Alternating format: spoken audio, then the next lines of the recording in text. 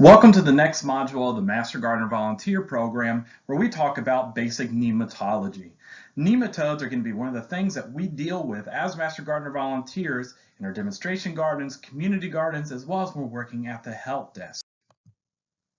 So at the conclusion of today's program, you'll be able to define what plant parasitic nematodes are and how they damage plants. And we simplify that by saying PPN. We'll recognize plant symptoms resulting from PPN damage, know PPN management strategies for various crops, describe how to solarize soil to reduce PPN, and be familiar with nematode sampling diagnostic capabilities provided through IFAS extension. So let's start with part 1 of the basic nematology module, Introduction to Plant Parasitic Nematodes, or PPN. So people always like to ask, what is a nematode, or what are plant parasitic nematodes? Sometimes people initially think of something similar to an earthworm, but actually they can be quite different. They're unsegmented roundworms, so they are completely different than earthworms and other common worms. But one of the neat things about parasitic nematodes is they are microscopic. They are so small, but they are found everywhere, from the highest mountaintops to the deepest seas. You can find nematodes. And they're so numerous that you can actually go outside with just a shovel, and this dirt that you dig up on your shovel will have nearly 1 million nematodes in it. They're so small you can't see them with the naked eye, but they are there and they're present, and some are beneficial and some are considered parasitic and cause lots of issues within our landscapes. But the plant parasitic nematodes, they actually live in a film of water surrounding soil particles. So we have our soil in the ground, and around it there's water that's kind of naturally attached to it. And in that water that's attached to those individual soil particles, that's where we're going to find the plant parasitic nematodes. And they feed with what's called a stylet. It's like this little needle that pops out of their nose, and it goes into the plant roots, and then that's how they're able to absorb what's on the insides of those roots. But one of the biggest things that we notice with them is that they actually inhibit root growth and plant performance. So we see this a lot, especially within agriculture. Our farmers, our big producers, what they're having is issues with nematodes and their impact on agricultural yields. So management is constantly done as part of agriculture as well as ornamental to help maintain a healthy population of nematodes, or at least a population that's not causing significant damage to crops. But a plant parasitic nematode, they're everywhere. You can't get rid of them, and they're always going to be there. It's just a matter of proper management to reduce them within the landscape. But where are they found? Like I mentioned, in one shovelful, you can have millions of nematodes.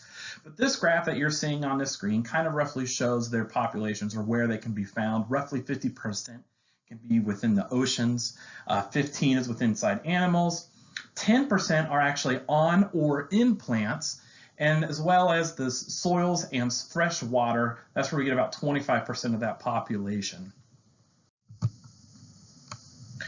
But it's also important to know that nematodes, not all nematodes are bad. Some are actually very helpful for us, or they are completely harmless. We only have a handful of nematodes that we actually consider harmful or parasitic. So we have like bacterial feeders, fungal feeders, and predators. Those are the ones that are harmless or helpful for us. But we do have those parasitic nematodes, like animal parasitic nematodes, which obviously we're not going to worry about. But we have the plant parasitic nematodes, and those are the ones that cause major issues within our gardens or backyard gardens and agricultural production. The general life cycle of PPN is you have the adult nematodes, and they start attacking the newer growth of roots within the soil. And as they attack those new roots, they kind of start to disform and form other small little nodule roots that end up being part of that disruption cycle of the rooting process, and they have that outward growth. And the plant seems very nodule, the roots seem very disrupted, but that's where the adults are primarily feeding, or they are feeding within those roots. and then once the females will end up laying eggs in the soil, and then they go through different phases of development, but then it's only going to be the adults of the nematodes that end up feeding on the roots of the plants. But it's also important to know that nematode reproduction increases with soil temperatures. So typically in the warmer types of our year, that's where we're going to have an increased activity of nematodes, whereas the cooler times of the year, we're going to have a substantially less or decreased impacts of soil nematodes. So we'll talk a little bit moving forward about solarization here in a bit, and that solarization is a good way for us to manage nematode populations within the soil, especially during that hot time of the year. But let's talk a little bit about how plant parasitic nematodes feed. Earlier I mentioned they have a little stylet, or it's their mouth part. It looks like a little a needle, and what it does is it inserts into the plant cells. It just pierces the plant cell, and it actually injects a digestive fluid where that plant cell starts to break down very mushy, and then the nematode then sucks it and ingests it back through the stylet, and then they just kind of move on cell to cell. So that's how they're feeding. They're injecting that stylet, injecting a digestive fluid, and once the cell breaks down, then they ingest it all back in. And that's what's causing that impacts or those damages associated with the PPN. And as you can see in the image on the slide, that is a stylet of a spiral nematode. So you can kind of see it looks kind of nasty, but that is how they're feeding on those plants. So where do they feed? I know I mentioned already a lot about feeding on the roots, and that's where most of them are feeding, is within the roots of the plants, but there are some exceptions, like the Aphilochoides genus of the nematodes, and they actually feed on the foliage. And we'll actually see this a lot of times on like chrysanthemums or even azaleas. And it's not common that we're seeing them, but that is that specific genus. We're seeing it on the leaves, whereas the majority of all the other nematodes, we're going to see damage within the roots versus a foliar damage. So it's a little bit more about where do they feed. So looking at the roots of the plants, there's two different types of nematodes. We have an ectoparasitic and an endoparasitic. Ectoparasitic, they feed on the outside of the root, whereas endoparasitics, they feed on the inside. They actually get inside the root, and then that's where they end up feeding. So some of the important ones are the ones that we're seeing, at least with the ectoparasites. You can see there's the sting, stubby root, spiral ring. Those are the common nematodes that we're seeing that are considered those ectoparasites. But nonetheless, there's two different types of endoparasites. So those endoparasites that are actually moving inside the root, we have them broken down into migratory and sedentary endoparasites. The migratory nematodes, what they end up doing is they get inside the root and actually move around inside the root, damaging the plant cells. Whereas the sedentary endoparasites, once they enter the root, that's where they stay and they don't move very far from there. So that's a very important distinction that we make is what are those different types of parasites, whether it be ecto or endo, because in certain situations we can actually look at the roots, and based off of how the damage looks, we have the ability to determine if it's an ecto or an endo parasite. It doesn't necessarily change how we're going to give recommendations for management, but it allows us to kind of see what that damage is or what kind of nematode we're expecting to see if we're seeing those damages to the roots. So how do they actually damage plants? How do the plant parasitic nematodes, or PPN, damage plants? What happens is as they inject their stylet and they destroy those cells, essentially it's reducing the plant's ability to absorb water and nutrients. So we start seeing some of the damages associated to that. It could look like nutrient-related damage or drought damage, which we'll talk a little bit about here in a minute. But essentially what it also does is all those little holes or those little spaces where they're killing those cells, that creates entryways where it allows other bacteria or diseases or pathogens to enter the plant. So that damage just exposes the plant roots to additional infection. So you could have a nematode problem in your soil that ends up leading to further infection and disease. But some of those signs that we can see, or symptoms of decline, sorry, not signs, but symptoms of decline, we can see above ground. So like I mentioned, with the PPN damage, you're going to impact drought or water uptake and nutrient uptake ability of the plant material. So we're going to see things like yellowing, which will be look like a nutrient deficiency. It's not uptaking the nutrients. Stunting or slow decline of the plant. There can be a premature wilting and slow recovery, and the plants just do not look well. Even if you're following best management practices, you're seeing general overall decline in yellowing and in some cases complete death of a plant. But it's really important that sometimes it can be difficult to distinguish if it's a cultural issue or if it actually is a nematode issue, because there are very strong similarities between drought conditions, drought symptoms, or nutrient deficiency symptoms, or just overall general stress. So it's important that when we're talking with homeowners or anybody within the community, and we're trying to see if maybe there's a nematode issue, if we know that best management practices or those best cultural practices are being followed, then that can kind of indicate that there might be a nematode issue. And there's some other questions that we can ask them too to kind of hint us in that direction, which we'll talk about here in a second.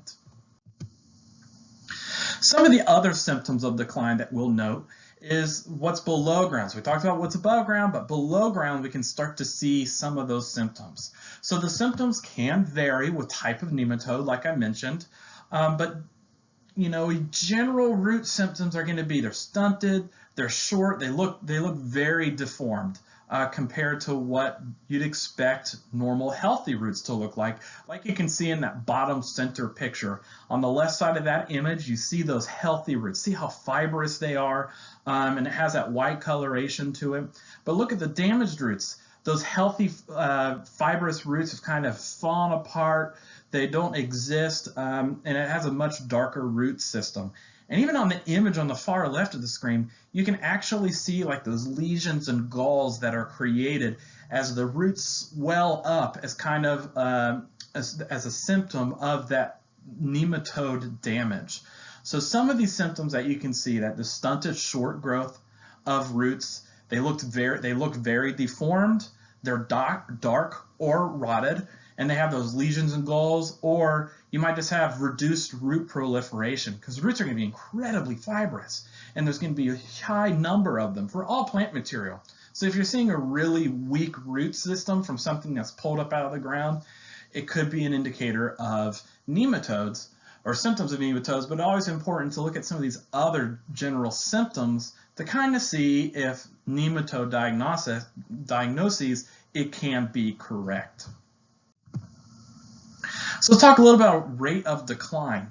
So it really depends on a couple of things. How quickly that plant decline depends on the nematode species, the population density, susceptibility of plant or variety, the soil temperature and texture, as well as presence of other stresses. So obviously the nematode species, whether it be endo or ecto, that migratory endo or sedentary endo, parasitic nematodes, that variety is going to change that rate of decline of those specific plant species, but as well as the population density. Obviously, the more of that nematode you have in that landscape, that parasitic nematode in that landscape, you're going to see quicker decline of plant material.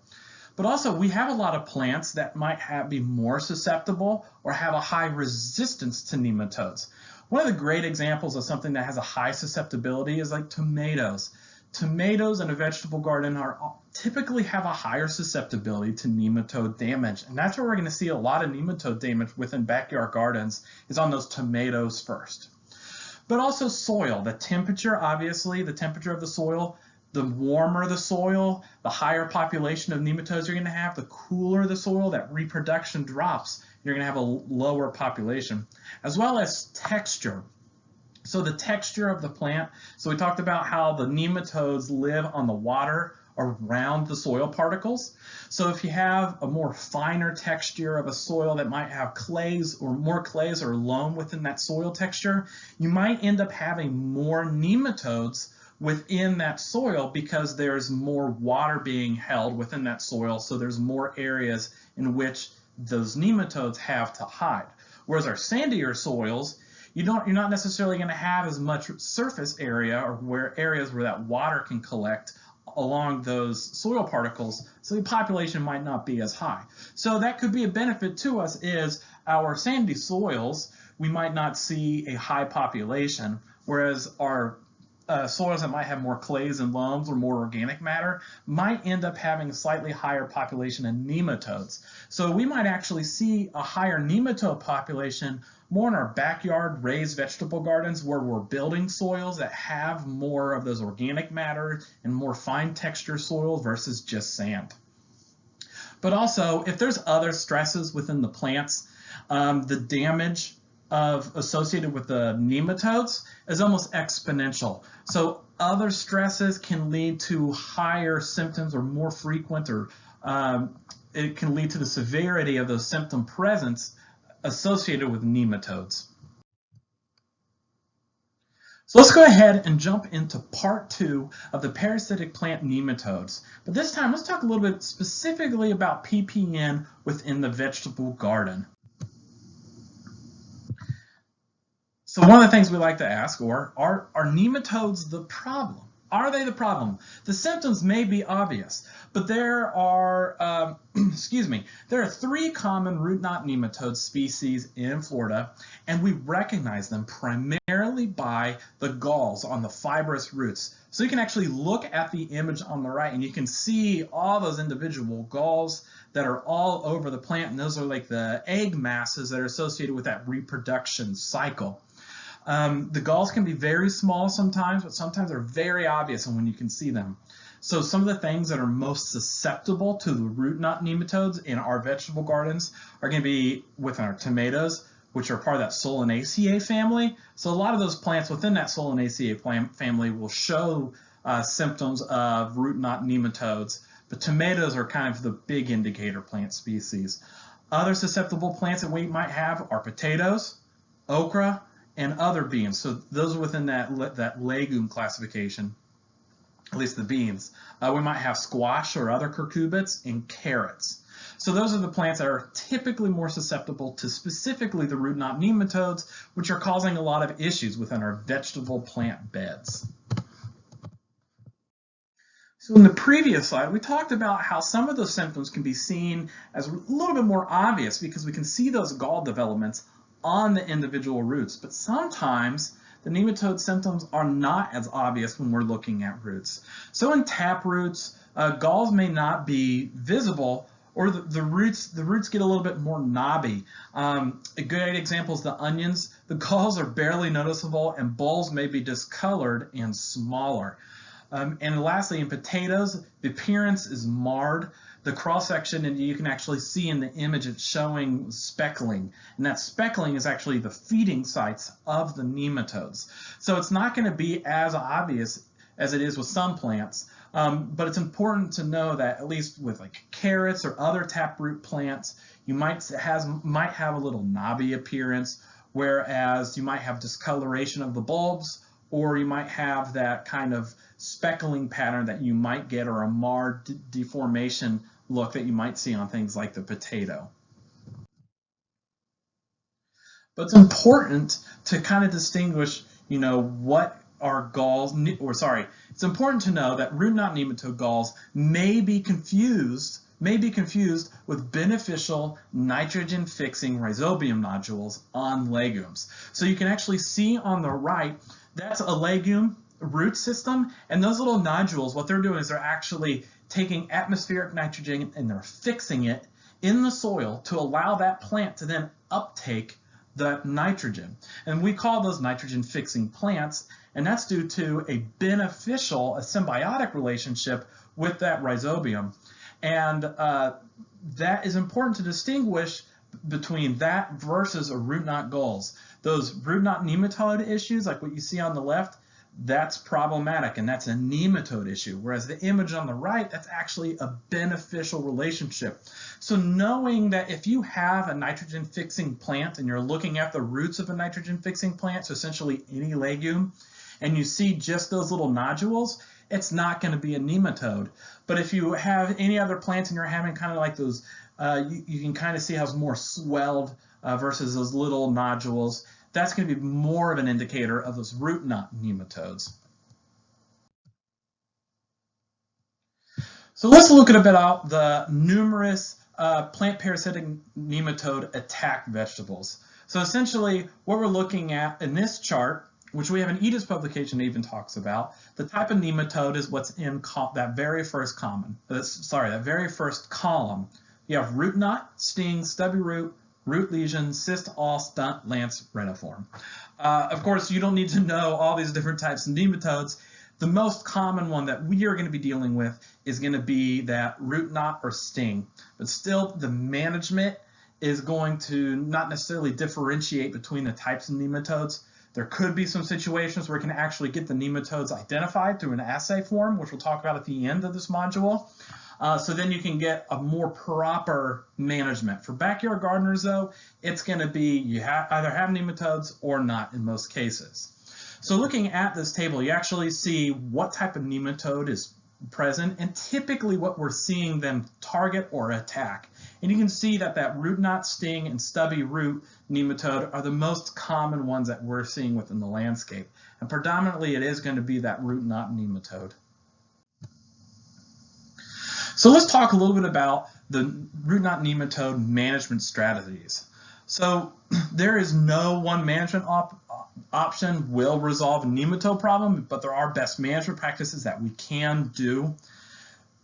Chemical nematicides, there are none. Bionematicides can only suppress.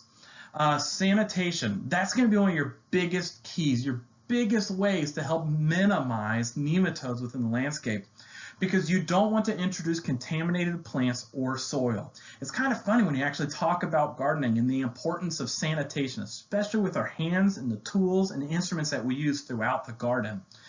But remove plants and roots after harvest. So anything that has nematode damage, get rid of it. Don't compost it, pitch it, and try to keep your garden weed free.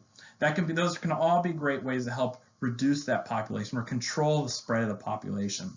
Other ways that we can manage it is through soil solarization. That's going to be one of our best and easiest ways to manage nematodes, is soil solarization, and it's one of the most common practices used by farmers and backyard gardeners. Other options include cover crops, organic amendments, or even complete soil replacements, as well as crop rotation. Moving crops around the garden and incorporate different resistant varieties helps suppress or reduce the nematode population. So as backyard gardeners, you're going to see soil solarization, cover crops, as well as crop rotation. Those are going to be our three biggest management strategies that we use to manage the PPN within our gardens. So let's talk a little bit about sanitation and prevention. Nematodes are slow. They move very slowly on their own. They are primarily moved by water, the soil or plants, and tools.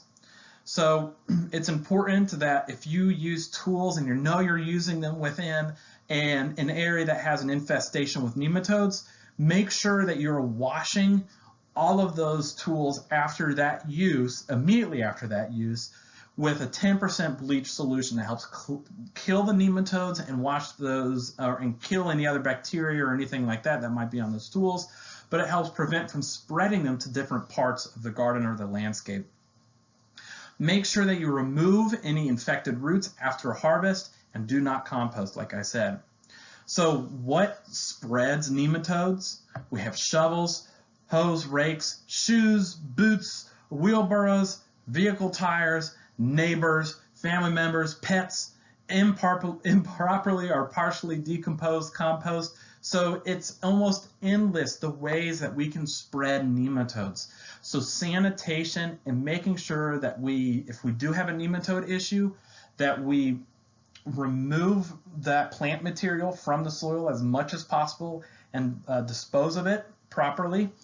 Clean any tools that might have come in contact, and even if you're working around it, make sure you sanitize, because you don't want to carry them, because that's how nematodes are predominantly being spread, is through that carrying of them from place to place, because of how slowly they do move on their own. So let's talk a little bit about soil solarization. So we mentioned the role of sanitation, but say you still might have a nematode issue and you want to control that population. So essentially what you're going to do is you're going to, in a nutshell, you bake the soil in a simple way. So work and moisten the soil. It helps activate pathogens and weeds, increases heat conductivity, and that can increase that population. So what you want to do is you have to cover that bed with a thin layer of plastic, about at minimum 1.5 millimeters, or a thermal infrared retentive film, but typically just a clear plastic. It has to be clear because you need sunlight to be able to enter it.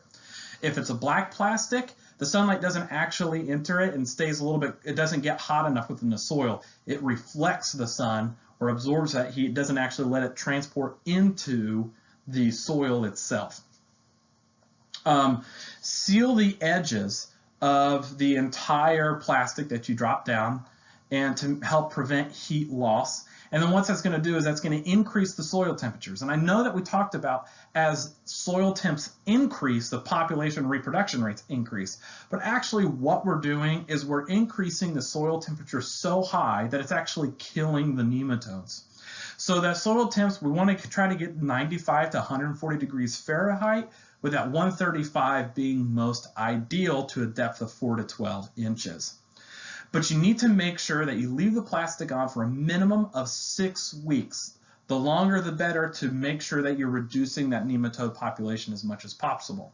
So this gets to a really good point on timing of soil solarization. So when we solarize our plant material, we want to make sure that heat is high in order to kill the nematodes within our vegetable gardens. So what we do is we typically solarize in the summer, and it kind of works out to our advantage a little bit with regards to our vegetable gardens, because in the summertime, that's when our vegetable gardens are less productive, because there's a lot of plants that we have the inability to plant throughout the summer. So it's usually our fall and winter vegetable gardening time is actually when we have the most productive and most diverse plant selection for our gardens. And also in Florida, it's really hot. So we solarize in the summer when we have less that we can kind of plant and grow. So solarize in the summer helps manage that nematode population. So when you come back in the late summer, early fall to plant for your fall garden, you're going to have really good control over your nematodes. So like I mentioned, it works best in summer. It does not work well in the shady areas, predominantly because it's just not getting as hot. But it does affect all living organisms in the upper 6 to 8 inches of soil. So that includes weeds, disease pathogens, insects, and nematodes. A lot of our beneficial organisms, though, as they notice that the temperature increases, they work their way down. So it's a lot of these plants, like the weeds, they can't travel. The disease pathogens, they're not traveling. Some insects, they're not going to travel, so it will impact them. But in some situations, if it's a harmful insect, then we do benefit from it. And it also controls the nematodes because they have the inability to move. So it does affect all living organisms within that 6 to 8 inches, but don't worry, it's not detrimental to the soil at all. Some of the beneficial organisms are also negatively affected, like I mentioned, but they recolonize quickly, they move back in, and you don't have to worry about that. Like I mentioned, a lot of them move back down or move out of that area because they have the ability to, but they move in very quickly as well. It doesn't have a significant impact on organic matter decomposition. So what's going to happen is you cover it up, your organic matter will still be in a good concentration once you uncover it after solarization. But do not mix or till soil after solarization, because what happens if you till to a deeper depth of that 6 to 8 inches, and you're pulling, say, you might end up start pulling up nematodes that are actually deeper in the soil that weren't killed, as well as other weeds or pathogens that are sitting stagnant in deeper depths. So make sure you do not mix or till the soil after solarization.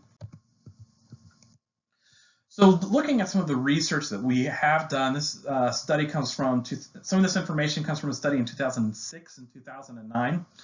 But root knot nematode eggs in juveniles are highly susceptible to heat over a short period or over a short time period. And that's where we talked a lot about that solarization, and what we're trying to see is that we're actually impacting a lot of those eggs in those juveniles, so those young stages of the nematode. So we're disrupting that life cycle significantly. Some are killed instantly at 122 degrees, and eggs die after 2 to 3 weeks at a temperature of 109. But the biggest thing is most plant parasitic nematodes species recolonize soil to damaging population numbers by the end of the crop cycle following solarization. So they will come back. It's just a matter of what are those strategies that you're doing to make sure that you're always trying to suppress that population. You're never going to get rid of nematodes completely, but you're just going to manage them to keep them below a threshold that's causing significant damage. But they did find that also some of the cover crop benefits that we do get, because you can use cover crops to help deter nematode population, is solarization followed by that cowpea cover crop can suppress that reestablishment of that root knot nematode. Well, let's talk a little bit about organic amendments. Organic amendments is ways to help manage or control the nematode population within our gardens. Add as compost, manure, or green manure, and green manure we'll learn about more in a bit later on in separate modules. But those organic amendments, what they can help do is build organic material, helps bring in healthy topsoil, and enhance soil microbes and beneficial nematodes. So having that healthy soil helps bring in a lot of those beneficials to your garden. And also it can release chemicals toxic to nematodes as they decompose. So overall, the benefit the soil and plant health through organic amendments. So let's talk a little bit about cover crops. Those cover crops, when I mentioned earlier about the green manure, this is kind of what this starts to fall into. But cover crops, they're kind of grown between those vegetable growing seasons. They improve soil stability and structure. They decrease erosion by helping hold that soil all together. They suppress weeds, insects, nematodes, and disease as well. And then we say we may be incorporated as green manure. So what we do is we just kind of till cover crops into the soil, and they break down and help provide nutrients and build organic material within those gardens. But the cover crops can enhance many beneficial organisms. And legume cover crops, what they do is they actually can supply nitrogen to subsequent crops, which is a great benefit of any of those legume-based cover crops. They create those little nodules like we mentioned earlier, and those nodules are then filled. They're almost like nature's slow-release fertilizer. They are filled with nitrogen, and as they decompose, they release nitrogen to the roots. So those legume cover crops, when they die and we come in with subsequent crops, those nodules break down and they release nitrogen that's ready for that subsequent crop to uptake through their roots. So that's a great benefit of at least using a nitrogen-based cover crop. So let's talk about other nematicidal cover crops that we like to mention. So there's some of the cover crops that we can use that can help reduce or control some nematodes within our gardens. So like I mentioned, the root knot and sting, those are our most common types of plant parasitic nematodes, or PPN, within the garden. But we've mentioned cowpea, but some other ones that you could use that are good are the hairy indigo, pangola, as the Shoeicrototaria. But a nice thing is, we're not always using these within vegetable garden, but some of the most common ones that we're seeing homeowners use is that cowpea and that hairy indigo. But you can see that some work well for root knots and some work a little bit better for those sting nematodes. Some additional cover crops that we can use are the cowpea, sun hemp, sorghum, marigold. We use a lot of marigold, and it does depend on the type of marigold that you're using. Some of the marigolds that we see in vegetable gardens is actually a variety that we call Nemagon. nemagon, marigolds, and we interplant them within our vegetable gardens, and they can help reduce the population. But you can actually see in some situations that these cover crops can actually increase the populations of other nematodes. So we could put in a sun hemp cover crop to help with root knot nematode, and it will help with the sting. Whereas if we use sorghum, it might help with the root knot nematode, but there's a chance it could increase the population of the sting nematodes. So it was very important that if you are having a nematode issue and you are wanting to do cover crops, it might be important that you determine what kind of nematode you have within your garden before you just plant a cover crop, because you don't want to unintentionally make it worse. So look at how this is planted. This is specifically like looking at the marigold. Marigold planted as a cover crop, that's kind of more as preferred. When we interspace them within crops, it doesn't work as well. So typically just using a full area of a bed that you're wanting to use that marigold as a cover crop. You can space it in between, but it's not going to be as effective. Also just look for those resistant varieties of plant material. So use vegetable varieties that are resistant or tolerant to nematodes. So they may have root knot nematode damage, but they're fine with it. It doesn't bother them that much. So we actually look for what's called VFN designation on a CPAG or tag. That's essentially saying that you have a resistant variety of that nematode, or a plant that's a resistant variety to nematode damage. So I know we always want to talk about tomatoes, and tomatoes are one of the biggest things that we see damage or susceptible damage associated with the root knot nematodes. So some of the resistant varieties of tomatoes that we can use are like Better Boy, Celebrity, Beef Master, and Sugar Snack. And of course, one of my favorite tomatoes is the Beef Master, so I'm glad that it's a resistant tomato. But sometimes you might have grafted plant material where the rootstock is a resistant variety, whereas the scion might be a non-resistant variety, but because the rootstock is the resistant variety, it's not going to have an impact on the productive part of the plant. So root destruction. Make sure that if you have a nematode issue, you destroy nematode infected roots and root fragments. Get rid of them, because the eggs might be within them still, and that's just going to make that population come back pretty quickly. And make sure that tilling non-infested roots in the soil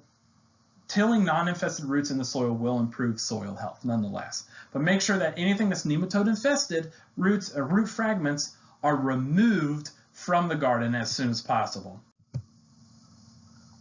And if all else fails, container gardening. Because container gardening, if you have a nematode issue within your garden in that single container, it's easy to do a full replacement. But they're typically not even going to be in contact with any nematode infested soil. So the only way that the nematodes are going to make their way in is through contamination of hands or tools, etc. But make sure that you're using beneficial pest-free growing media to make sure that you're not going to accidentally bring nematodes in. And if possible, isolate containers with screen, cages, etc. from wild animals that can move around the soil, because even animals come rummaging through your containers that can introduce nematodes to your containers. But nonetheless, it's an easy way to have a more controlled environment. So for a lot of backyard gardeners, this is a great alternative.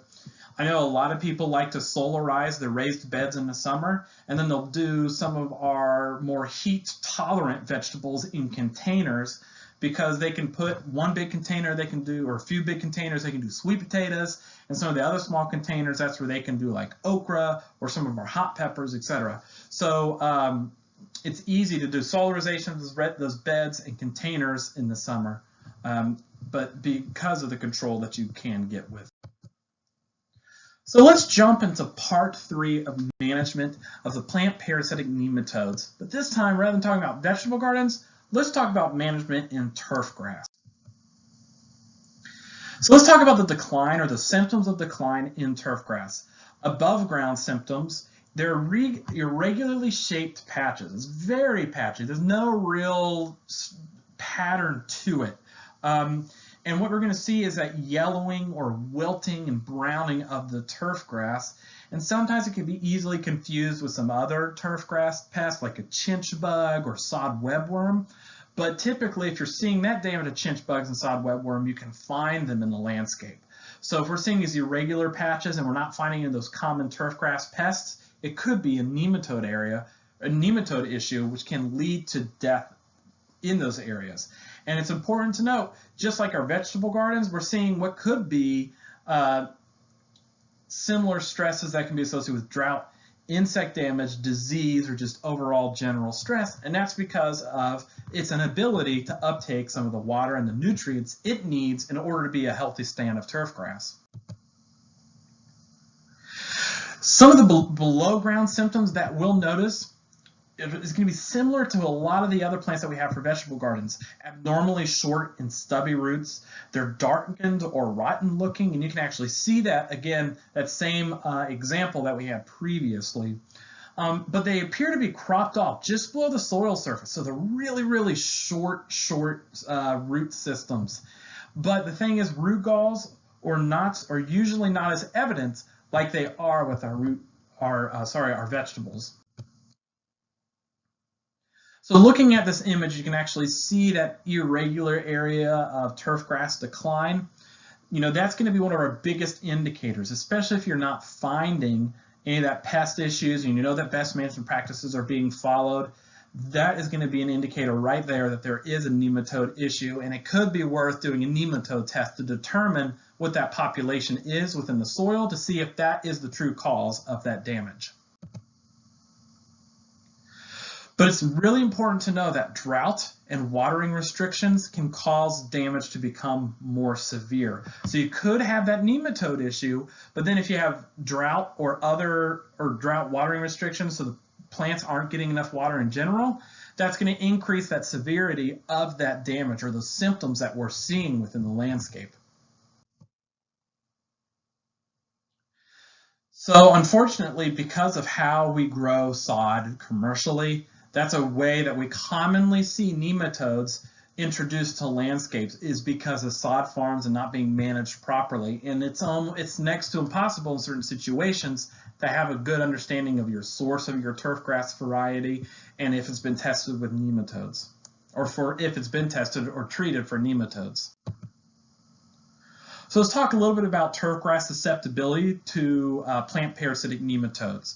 So on this table on the left column, you'll see some of our most common turfgrass species. But here in Alachua County, Bahia, St. Augustine, and Zoysia, those are our top three. Predominantly, it's going to be St. Augustine and Zoysia with HOAs. In some of our rural areas or unincorporated areas, you're going to see more Bahia. But anyways, so you can see the Bahia grass actually is seldomly damaged. It's rare damage associated with PPN. But actually, our most common turf grasses, the St. Augustine and Zoysia, they are commonly damaged with plant parasitic nematodes. A nice thing, though, is the Floratam St. Augustine. It has a tolerance to the sting nematodes, not necessarily the root knot nematodes. And zoysia grass, there's no really difference between the different cultivars or varieties of that turf grass. So you're not going to have a benefit if you have an El Toro variety versus another variety. Like the Zoysia Blue is another one that we have. But so that's important to know that those three turf grass species, the Bahia is going to have rare damage, has a low susceptibility, whereas the St. Augustine and Zoysia, our two most common varieties or species of turf grass, is actually going to have a higher damage, or we have common damage associated with them. So let's look at nematodes and weeds, because this can actually be one indicator or one way that we can kind of see that there is a nematode presence. So some weeds actually tolerate nematodes and they proliferate as grass thins. So if we see those irregular patches occur within turf grass and we start to see some of these plants like the nutsedge or the spurge or the Florida pusley, when those kind of explode in the landscape and those thinning turf grasses, that could be an indicator that there's nematodes. So weeds can survive as PPN reservoirs as grass declines. So as the grass declines through ppn, you'll see some of these weeds increase, and that could be a symptom of a nematode issue. So let's talk a little bit about the management, because you can't necessarily just solarize a turfgrass area, because you're going to end up for 6 weeks, because you're going to end up killing all that turf grass. So let's talk a little bit about what that management will be. So choose ppm tolerant grasses, so like Bahia grass, or maybe that Floritan variety of St. Augustine, because that's going to be the more tolerant varieties. But also make sure right plant, right place. If you follow that right plant, right place principles, you're going to have a natural turf stand that has a much better resistance to any nematode damage. Don't overseed in the winter if nematodes are a problem. Overseeding is a common practice, but if you do have problems, do not overseed. Organic soil amendments. Composted municipal sludge or composted manures, they can help actually fight off or increase the quality of the turf grass and increase that tolerance to plant parasitic nematodes. And it actually might bring in more natural or biological controls of the plant parasitic nematodes to that turf grass stand. But proper maintenance with mowing, irrigation, and fertilizers, it's going to reduce the stress and promote root vigor. You create strong, healthy roots, you're going to have a strong, healthy stand. And it'll help just naturally just ward off and fight off against the nematode population within the soil. And we'll talk more about turfgrass best management practices in the subsequent modules. So there are some pesticides or nematicides that we can apply to turfgrass. We do have 3 products are labeled for residential turfgrass. There's the Nordica, Identify, and Nemat's Pro G. But some of them, and you can see that these 3 are not restricted use pesticide. So we have specific applicators that have to go through state licensing, testing, and exams in order to have what's called an applicator's license. It allows them to purchase and use restricted use pesticides. Luckily, these 3 samples that we have in here are not restricted use pesticides, so any homeowner should be able to buy this nematicide if they are having a real big issue with nematodes within their landscape. So let's go ahead and jump into part 4, management of plant parasitic nematodes in ornamental plants. So we talked about vegetable gardens, we talked about turfgrass, so now let's talk about ornamentals. So just like our other plants, you're going to have above ground symptoms and below ground symptoms. Again, same thing. What's happening, that root damage is preventing nutrients and water from entering the roots. So you're going to see that above ground damage that looks like yellowing, nutrient deficiencies, stunting, premature wilting, slow recovering, thinning, or slow decline to death. So you can see these are the same exact types of symptoms that we're seeing in our other plants that we might have in the other plants in our vegetable garden.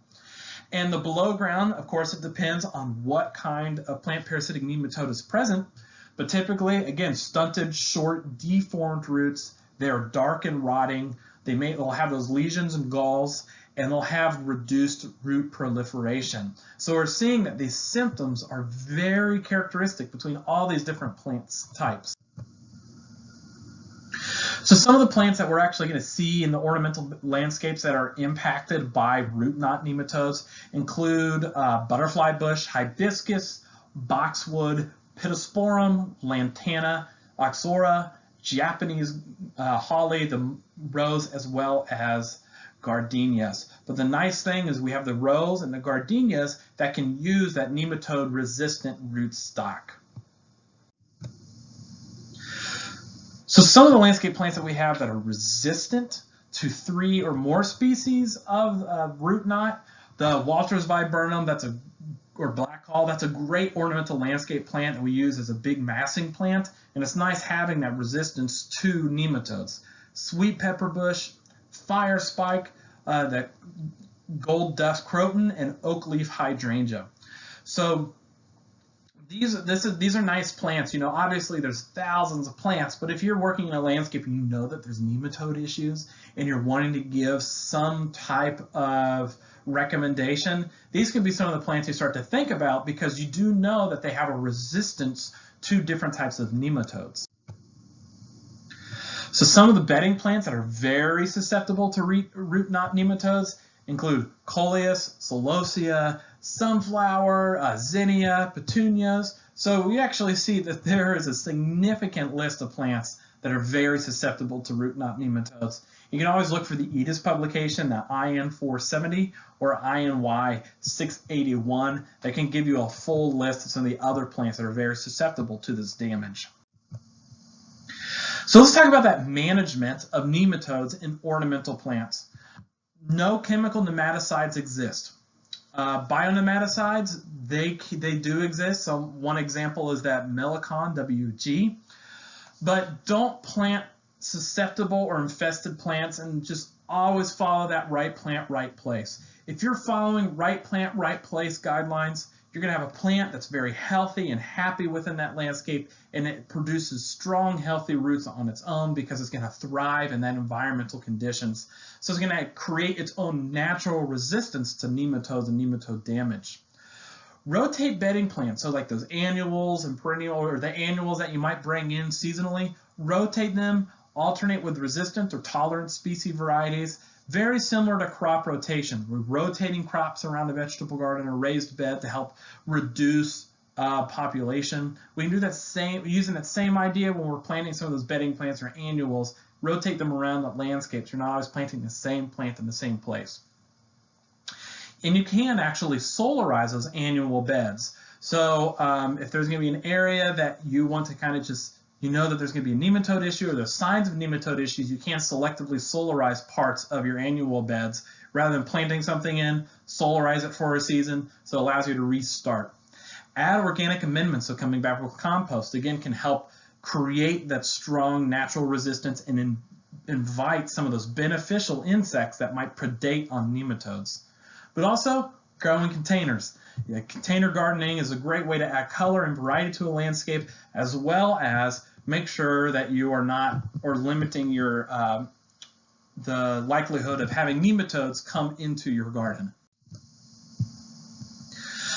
So going on to part 5 of the parasitic plant nematodes, let's talk about sampling. So we have the vegetable gardens, turf grass. We've talked a little bit about ornamental plants. We know the symptoms look very similar from below ground and above ground, but sometimes it's important that we want to know what kind of plant parasitic nematode is within our landscape. And one of the great ways that we kind of see that's important is when we looked at the turf grass. So we know that there's, depending on what variety, when we talk about cover crops, we know we're looking at cover crops. One cover crop can be beneficial to a nematode or in that control. Some can actually unintentionally increase populations.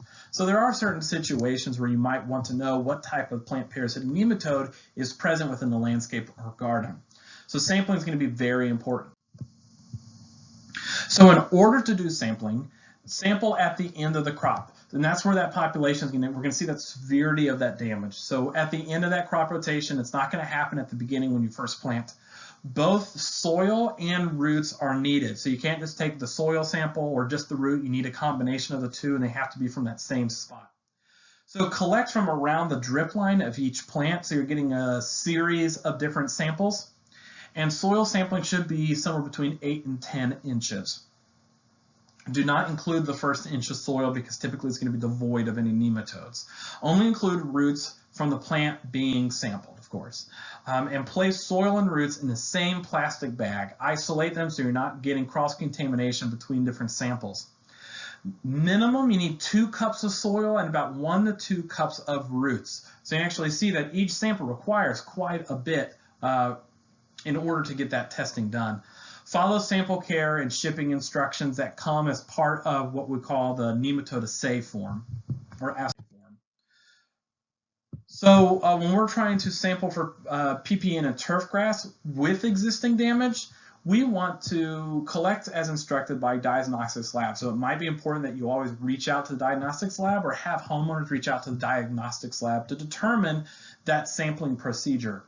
We don't want to sample the dead part. We actually want that peripheral, that that where it's still kind of living and where it's kind of dead, because that's where you're going to have most activity happening. So using a shovel or trowel or core sample, collect soil from about 20 different locations around that area, combine and mix, and you need about 1 pint for analysis, and let it let it kind of dry out a little bit, but place in a plastic bag, seal securely, and label with a permanent marker. Store in a cool place until you ship it, but get it out as quickly as possible to make sure that the nematodes don't die in transit. Luckily, because we live in Alachua County, it can be quicker just to immediately drive your sample to the labs and drop them off, because you can get the sample more viable when you drop it off, because it's not waiting to get shipped through the mail. And you'll actually get your results back quicker because, again, you're not waiting for samples to get delivered. So say you have no symptoms in your turf grass. Collect samples in kind of like that zigzag pattern. You just kind of go in and you just boop, boop, boop, give with a core sampler, just pick up a bunch of samples. Same thing, you kind of mix it together, and it allows you to get like a general average of that area. Mix it together and send in the sample. Actually, in this module at the bottom of the page, there's actually a video on how to do sampling for plant parasitic nematodes in turf grass.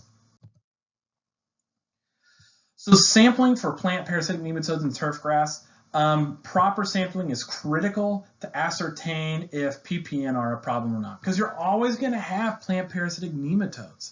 But what's going to happen is those plant parasitic nematodes are they above a threshold that we know is going to be problematic within plants. So because they aren't distributed evenly, that's why we do a bunch of different core samples at about 3 to 4 inches deep within that turf grass area, and it kind of gives us a general average. And you can kind of see that what we're talking about within like the samples, because you can take just a single sample. One area you might have only like a 4 rating, where in other areas you might have a 7-10. So it's important to understand that general average of what's happening within the turf grass to make sure that you're actually at a high level or an area that's causing a lot of damage.